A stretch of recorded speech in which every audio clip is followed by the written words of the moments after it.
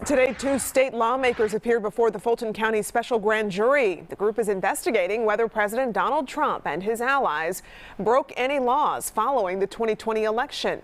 Fox 5 political reporter Claire Sims joins us now in studio. And Claire, the focus today was on former New York Mayor Rudy Giuliani. Yeah, at the time, he was one of Trump's lawyers. He made multiple trips here to Georgia as he tried to convince state lawmakers to call a special session and change the state's electoral votes.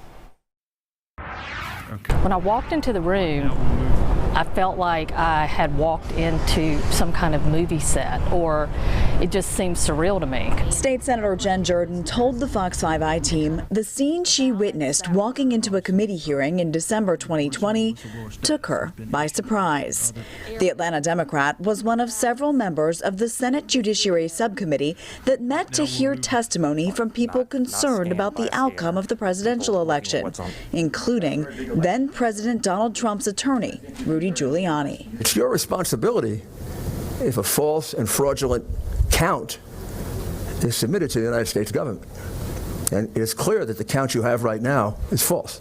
Giuliani and other members of the Trump team falsely claimed Georgia's election was rife with fraud, despite audits and a hand recount that showed otherwise. Both Jordan and fellow state Senator Elena Parent pushed back on their testimony, and Wednesday provided testimony of their own in front of the Fulton County Special Grand Jury. The panel of more than 20 jurors is investigating whether former President Donald Trump and his associates committed any crimes in the wake of the 2020 presidential election. Georgia State University law professor Clark Cunningham says it's a felony to make false statements to Georgia officials in relation to their duties. And remember that the district attorney is looking at a criminal conspiracy theory here, RICO.